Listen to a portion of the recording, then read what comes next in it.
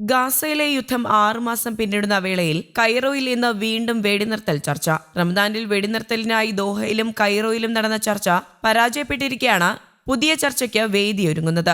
Hamas സംഘം ഇന്ന് കൈറോയിലെത്തും. Mossad മേധാവിയുടെ നേതൃത്വത്തിൽ ഇസ്രായേൽ സംഘവും ഇന്ന് കൈറോയിലേക്ക് തിരിക്കുമെന്നാണ് റിപ്പോർട്ട്. ഹമാസ് ഉപാധികളിൽ അന്തിമ തീരുമാനം കൈക്കൊള്ളാൻ ഇസ്രായേൽ യുദ്ധകാര്യ മന്ത്രിസഭാ യോഗം ഇന്ന് ചേരും. മുൻ ഉപാധികളിൽ വിട്ടുവീഴ്ചകളില്ലെന്ന് ഹമാസ് ആവർത്തിച്ചു. ആക്രമണം പൂർണ്ണമായി നിർത്തുക, സൈന്യം ഗാസ വിടുക, പുറന്തള്ളിയവർക്ക് മടങ്ങിയെത്താൻ അവസരം ഒരുക്കുക എന്നിവയാണ് ഹമാസ് മുന്നോട്ടുവച്ച പ്രധാന ഉപാധികൾ. സന്നദ്ധ പ്രവർത്തകരുടെ കൊലയും ഗാസയിലെ സിവിലിയൻ കുരുതിയും ലോകത്തൊന്നാകെ ഇസ്രായേൽ വിരുദ്ധ വികാരം ശക്തമാക്കിയിരിക്കെ വെടിനിർത്തൽ കരാറിനുള്ള സമ്മർദ്ദം ശക്തമാണ്. അതേസമയം ഇസ്രായേലിൽ നെതന്യാഹുവിനെതിരെ പ്രതിഷേധം കനക്കുകയാണ്. ബന്ദികളുടെ മോചനം ഇനിയും നീണ്ടാൽ വൻ പ്രക്ഷോഭത്തിന് തയ്യാറാകുമെന്ന് ബന്ധുക്കൾ ആവർത്തിച്ചു. ഇന്നലെ രാത്രി തെല്ലവീവിൽ നടന്ന നെതന്യാഹു വിരുദ്ധ പ്രക്ഷോഭകർക്കെതിരെ സുരക്ഷാ വിഭാഗം നടത്തിയ ബലപ്രയോഗത്തിൽ 3 പേർക്ക് പരിക്കേറ്റു. എത്രയും പെട്ടെന്ന് വെടിനിർത്തൽ കരാറിലൂടെ ബന്ദികളെ മോചിപ്പിക്കണമെന്നാണ് പ്രക്ഷോഭകരുടെ ആവശ്യം. ഗാസയുടെ പല ഭാഗങ്ങളിലും വ്യാപക ആക്രമണം തുടരുകയാണ് ഇസ്രായേൽ. ഖാൻ യൂനിസിലും മറ്റുമായി ചെറുത്തുനിൽപ്പ് പോരാളികൾ നടത്തിയ ആക്രമണത്തിൽ 14 സൈനികർ കൊല്ലപ്പെട്ടതായി അൽ ഖസാം ബ്രിഗേഡ് അറിയിച്ചു. ഖാൻ യൂനിസിലും പരിസരങ്ങളിലും കഠിന പോരാട്ടമാണ് നടക്കുന്നതെന്ന് ഇസ്രായേൽ സൈനിക വക്താവും പ്രതികരിച്ചു. അതിനിടെ ചെങ്കടലിൽ ഒരു കപ്പലിന് നേരെ വീണ്ടും ഹൂതികളുടെ ആക്രമണമുണ്ടായി. ഗാസയിലേക്ക് ഭക്ഷണവും വഹിച്ചുള്ള കൂടുതൽ ട്രക്കുകൾ വന്നു തുടങ്ങിയിട്ടുണ്ട്. സന്നദ്ധ പ്രവർത്തകരെ കൊലപ്പെടുത്തിയത് ബോധപൂർവമല്ലെന്ന ഇസ്രായേൽ വിശദീകരണം വേൾഡ് സെൻട്രൽ കിച്ചൺ തള്ളിയിരുന്നു.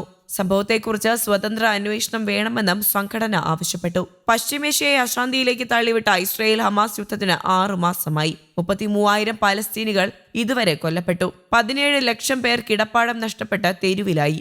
ഇറാനിലേക്കും ലെബനനിലേക്കും സംഘർഷം വ്യാപിക്കുകയാണ്. 2023 ഒക്ടോബർ 7 സന്ധ്യയിലാണ് ഹമാസ് സംഘം ഇസ്രായേൽ അതിർത്തി കടന്ന് കൂട്ടക്കൊല നടത്തിയത്. 1200 പേർ കൊല്ലപ്പെടുകയും 253 പേരെ ബന്ദികളാക്കുകയും ചെയ്തു. ഗാസയെ ശ്മശാന ഭൂമിയാക്കിയ ക്രൂര യുദ്ധത്തിന്റെ തുടക്കവും അതുതന്നെയാണ്. ഹമാസിനോട് പകരം വീട്ടാൻ ഗാസയിലേക്ക് കയറിയ ഇസ്രായേൽ സൈന്യം കഴിഞ്ഞ 6 മാസം കൊണ്ട് ആ ഭൂമിയെ തകർത്ത് തരിപ്പണമാക്കി. 33,000 പേർ കൊല്ലപ്പെട്ടു. ലക്ഷങ്ങൾ പരിക്കേറ്റു കഴിയുന്നു. പകുതിയിലേറെ കെട്ടിടങ്ങൾ തകർന്നു. പുറത്തു കടക്കാൻ വഴിയില്ല. ഹമാസിന്റെ ഭൂഗർഭ അറകൾ തകർക്കാനെന്ന പേരിൽ ആശുപത്രികളെല്ലാം ഇസ്രായേൽ സൈന്യം തകർത്ത് തരിപ്പണമാക്കി. ജീവിച്ചിരിക്കുന്നവർക്ക് കഴിക്കാൻ ഭക്ഷണമില്ല, വെള്ളമില്ല, മരുന്നുമില്ല. ഇസ്രായേൽ ആക്രമണത്തിൽ സന്നദ്ധ പ്രവർത്തകർ കൂടി കൊല്ലപ്പെട്ടതോടെ രാജ്യാന്തര സഹായവും അടഞ്ഞു. മറുവശത്തുമുണ്ട് നഷ്ടങ്ങൾ. ബന്ദികളാക്കിയ 259 പേരിൽ 109 പേരെ മാത്രമാണ് മോചിപ്പിച്ചത്. 3 പേരെ ഇസ്രായേൽ സൈന്യം രക്ഷപ്പെടുത്തി. 12 പേരുടെ മൃതശരീരം കണ്ടെത്തി. ശേഷിക്കുന്ന 129 പേരിൽ 34 പേർ ഇസ്രായേൽ ആക്രമണത്തിൽ കൊല്ലപ്പെട്ടെന്ന് ഹമാസും പറയുന്നുണ്ട്. ഇസ്രായേലിനും പലസ്തീനും അപ്പുറത്തേക്ക് സംഘർഷം വ്യാപിപ്പിക്കുകയാണ്. ഇറാൻ പിന്തുണയുള്ള ഹിസ്ബുള്ള പലസ്തീന് പിന്തുണ പ്രഖ്യാപിച്ച് ഇസ്രായേലിനെതിരെ ആയുധമെടുത്തു. ഇതോടെ ഹിസ്ബുള്ളയുടെ കേന്ദ്രമായ ലെബനനിലേക്കും ഇസ്രായേൽ പ്രത്യാക്രമണം തുടങ്ങി.